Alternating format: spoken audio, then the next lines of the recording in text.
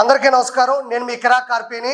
నిన్న August 15 independence day సందర్భంగా నారా చంద్రబాబు నాయుడు గారు ఇచ్చిన మాట ప్రకారం స్త్రీ శక్తి మహిళలకు ఉచిత బస్సు ప్రయాణం అమలు చేశారు.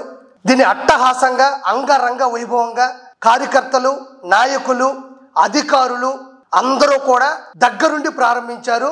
మహిళలకి ఆయా శాసనసభ్యులు ఏ కాన్స్టిట్యూన్సీ అయితే ఉంటుందో ఆ కాన్స్టిట్యూన్సీకి సంబంధించినటువంటి శాసనసభ్యులు వాళ్ళే డైరెక్ట్ గా బస్సులోకి ఎక్కి మహిళలకి వాళ్ళ ఆధార్ కార్డు, ఓటర్ కార్డు లేదంటే పాన్ కార్డు వీటన్నిటినీ కూడా చెక్ చేసి వాళ్ళకి ఆ బస్సు టికెట్ ఇవ్వడం కూడా జరిగింది. అంటే చాలా సంతోషంగా ప్రారంభించారు. గతంలో నారా చంద్రబాబు నాయుడు గారు సూపర్ 6 అమలు చేస్తాను అంటే వైఎస్ఆర్సీపీలో ఉండే వాళ్ళందరూ కూడా నవ్వుకున్నారు. నమ్మల జోకులు వేస్తున్నారు అని చెప్పేసి 10 మంది ముందు వాళ్ళు కూడా జోకులు వేశారు. కానీ నారా చంద్రబాబు నాయుడు గారు అధికారంలోకి వచ్చిన వెంటనే కూడా ఎప్పటి వరకు సూపర్ 6లో 4 అమలు చేశారు. అవి అంత ఆషామాషి కాదు, చిన్న చితక కాదు, నవ్వి ఊరుకునేటి కూడా కాదు. తల్లికి వందనం అంటే కుటుంబంలో ఎంతమంది పిల్లలు చదువుకుంటే అంతమందికి కూడా ఆ తల్లుల ఖాతాల్లో కూడా నేరుగా అమౌంట్ జమ చేశారు.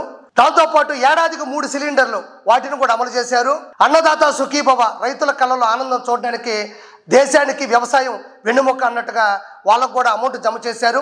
అత్యంత క్లిష్టమైనది, అత్యంత విలువైనది ఇప్పుడు ఈ ఉచిత బస్సు ప్రయాణం.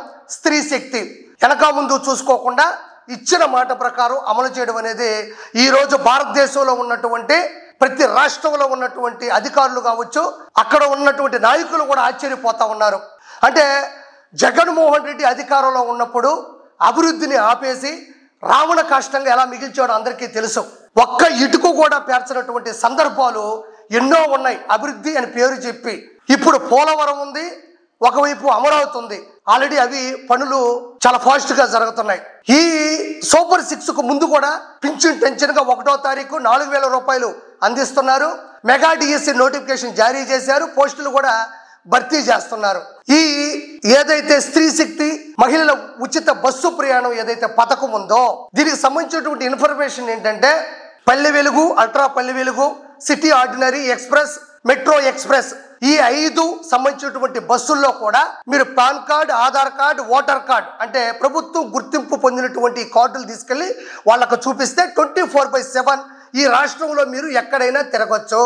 అందులో నో డౌట్ ఆల్రెడీ ఆదేశాలు కూడా జారీ అయిపోయి అది అందరికీ కూడా తెలుసు.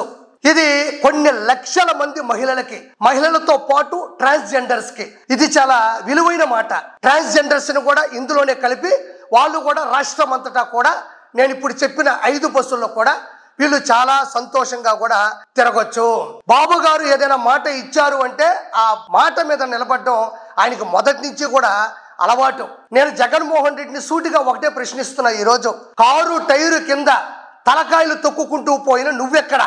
కారు టైరు కింద తలకాయలు తొక్కుకుంటూ పోయిన నువ్వెక్కడా? మహిళలకు ఉచిత బస్సు ప్రయాణం కల్పించిన బాబు గారు ఎక్కడా? నీ కుటుంబంలో మహిళలు, రక్త సంబంధీకులు, సొంత చెల్లిని కన్న తల్లిని నడి రోడ్డు మీద పడేసిన నువ్వెక్కడా? ఆంధ్రప్రదేశ్ మహిళల గుండెల్లో చిరస్థాయి స్థానాన్ని పొందుతున్న బాబు గారు ఎక్కడా? ఆయనతో పెట్టుకోవాలన్నా, ఆయన విషయాన్ని పట్టుకోవాలన్నా నీకు కాదు కదా, రానున్న భవిష్యత్తు తరాలలో కూడా దొరికే ప్రసక్తే లేదు. ఇంకా 2 హామీలు ఉన్నాయి. ఖచ్చితంగా వెనక ముందు అయినప్పటికీ కూడా చాలా సాలిడ్ గా కరెక్ట్ గా వాటన్నిటిని కూడా అమలు చేసే పరిస్థితిని ఖచ్చితంగా నారా చంద్రబాబు నాయుడు గారు తీసుకొని వస్తారు. ఈ రోజు చాలా సుభిక్షంగా, సురక్షితంగా కూడా ఆంధ్రప్రదేశ్ అభివృద్ధి వైపు అడుగులు వేసుకుంటూ వెళ్తుందని నేను మనస్ఫూర్తిగా చెప్పుకుంటున్నాను. ప్రతి ఒక్కరూ కూడా ఈ మహిళల ఉచిత బస్సు ప్రయాణం ఏదైతే ఉందో దాన్ని సక్రమ మార్గంలో వినియోగించుకోవాలని. ఇది చిన్న చితక విషయం కాదు. జగన్మోహన్ రెడ్డి చేసిన 14 లక్షల కోట్ల అప్పు, దానికి వడ్డీ కడుతున్నప్పటికీ కూడా ప్రజలకు ఇచ్చిన మాటని వదిలిపెట్టకూడదు.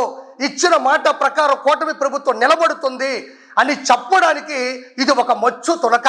ఖచ్చితంగా రానున్న రోజుల్లో ఇంకా మీకు తెలిసింది, నాకు తెలిసింది కూడా ఒకే ఒకటి, బాబు గారు 30 సంవత్సరాల పాటు ఈ రాష్ట్రాన్ని ముందుకు తీసుకెళ్తారు అని నేను ప్రగాఢంగా నమ్ముతున్నాను. దీనికి ఫుల్ సపోర్ట్ గా నారా లోకేష్ గారు ఉన్నారు, ఐటీ శాఖ మంత్రి. డిప్యూటీ సీఎం పవన్ కళ్యాణ్ గారు కూడా పూర్తి మద్దతుగా ఉన్నారు. వాళ్ళు ఒక ముగ్గురు మునగాళ్ళు అని ఒక సినిమా తీస్తే ఎలా ఉంటుందో అలా ఉంది. ఈరోజు ఆంధ్రప్రదేశ్ భవిష్యత్తు సంబంధించిన ముగ్గురు హీరోస్ కలిపి ముందుకు తీసుకెళ్తున్నారు.